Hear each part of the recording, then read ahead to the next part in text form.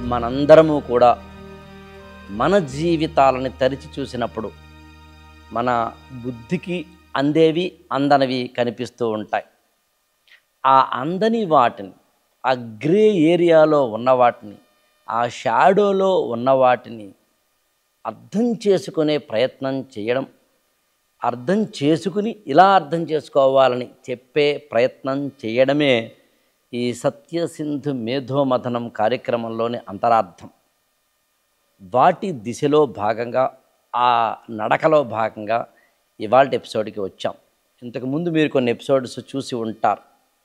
నాడుల గురించో, ముద్రల గురించో, భంగిమల గురించో, ఆసనాల గురించో, ప్రాణాయామం గురించో, ప్రాణశక్తి గురించో, ఇచ్ఛాశక్తి గురించో, క్రియాశక్తి గురించో, కర్మల గురించో, జన్మల గురించో, పాప పుణ్య ఫలితాల సారాంశం గురించో, మన ఆరోగ్యం గురించో, మన బాడీ గురించి, మన మైండ్ గురించి, మన సోల్ గురించి, ఇలా అనేకమైన విబ్జిఆర్లో ఎన్ని రంగులుంటాయో అన్ని రంగుల్ని, సప్తవర్ణాలు మాత్రమే కాకుండా సప్తాధిక వర్ణాలను టచ్ చేసే, స్పృశించే ప్రయత్నం ఈ సత్యసింధు మేధోమథనంలో చేస్తున్నాం.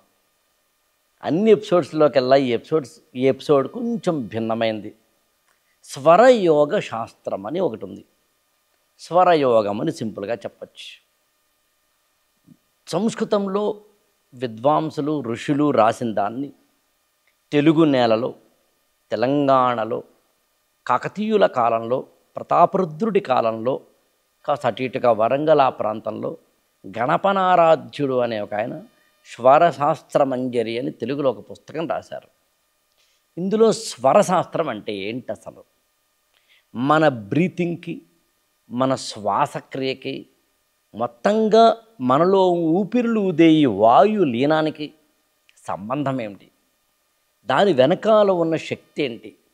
దాన్ని ఎలా అర్థం చేసుకోవాలి? మనం ఒక వెహికల్ని కొన్న తర్వాత అప్పుడప్పుడు దాన్ని ఏదో సర్వీస్కి ఇస్తూ ఉంటాం.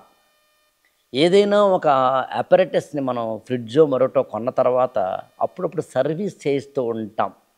మరి మన బాడీకి అక్కర్లేదా? మొత్తంగా మన బాడీని సర్వీస్ చేసే ఏకైక సూత్రం ఎక్కడుంది అంటే నాసిక, ముక్కు దగ్గర ఉంది. లోపలికి బయటికి వచ్చే ఆ వాయు లీనంగా అనిపించే ఊపిరిలో ఉంది.